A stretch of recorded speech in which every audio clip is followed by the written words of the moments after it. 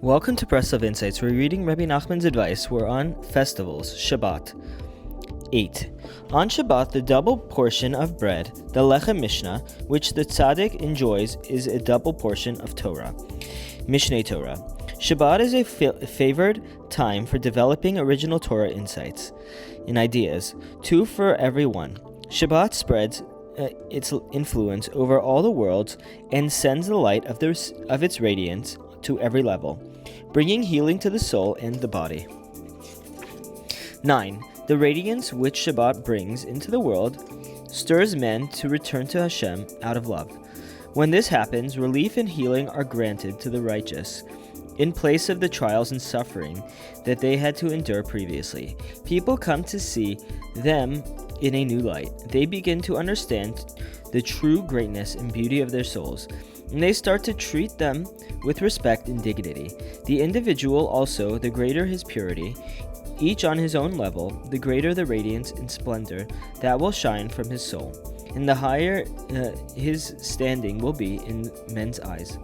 The greater his personal worth and purity, the more he will be able to observe the teachings which the tzaddik gives over on Shabbat in all their originality and freshness. 10.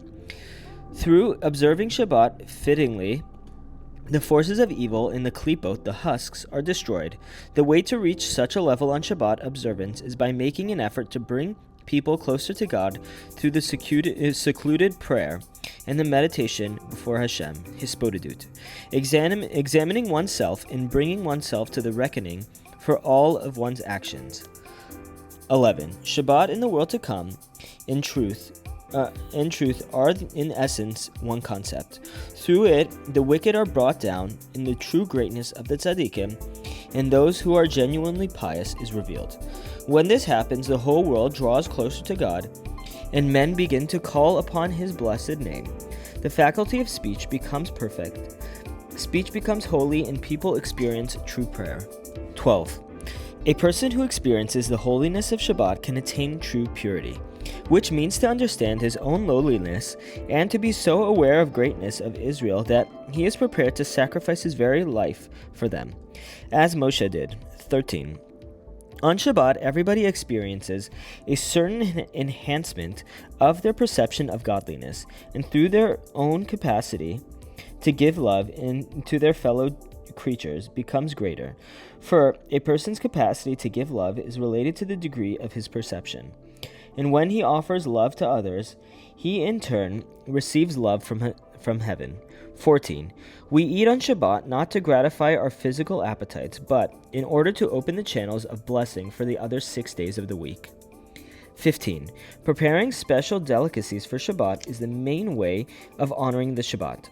The food of the Shabbat is very precious. It has a unique holiness. We partake in godliness itself. It is good to have an ample to eat on Shabbat.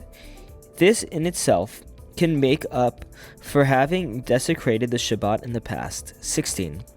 The good deeds and mitzvot which we perform during the 6 days of the week lack the power to rise up and go before God until the coming of Shabbat.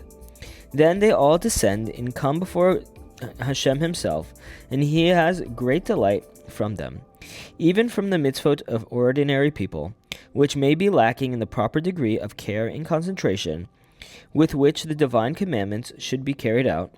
As all these good deeds and mitzvot ascend, the path to God is opened wide. It is our eating on Shabbat which actually brings about this ascent. Thanks, and we'll continue tomorrow.